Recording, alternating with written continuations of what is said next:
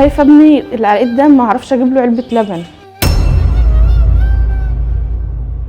يعني عين العيل يطلب حاجه ما اقدرش اجيبها له، المحل ده كل حاجه بالنسبه لينا، احنا بناكل وبنشرب وبنصرف. يعني ببقى نازله كده اقول بسم الله الرحمن الرحيم يا رب عشان اجيب علبه لبن للطفل ده، وربنا سبحانه وتعالى يعني هو بيبقى سامعني. معرضه للحبس في اي وقت والله العظيم، يعني بيرنوا عليا ويسمعوني كلام مفيش حد يقبل يسمعه، بس انا غصب عني. يعني انا عشان ظرفه الصحي دوت بقيت انزل افتح المحل ابيع، واللي ابيع بيه نعمل بيه اشاعه تحليل مع اللي ولاد الحلال كانوا بيساعدوا بيه برضه. كل اللي بتمناه من ربنا ان ربنا يعني يبعت لي حد في قلبه رحمه يقف جنب مني عشان خاطر الست دهيت، لو حصل حاجه احنا هنبهدل. هو ربنا سبحانه وتعالى زرع محبته في قلبي، يمكن عشان يعني ابقى مثلا معاه جنبه. انا بقول له انا مش معايا 3 اطفال، انا معايا 4، انت ابني الكبير. يعني هو ربنا جعله في قلبي اب واخ وزوج وام وحبيب وكل حاجه. نفسي ولاد الحلال يقفوا معايا ويسدوا الديون اللي عليا ديت.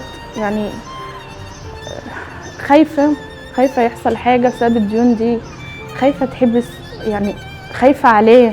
هسيبه لمين؟ هسيب ولادي دول لمين؟ مبلغ الديون وصل كام يا مسيح؟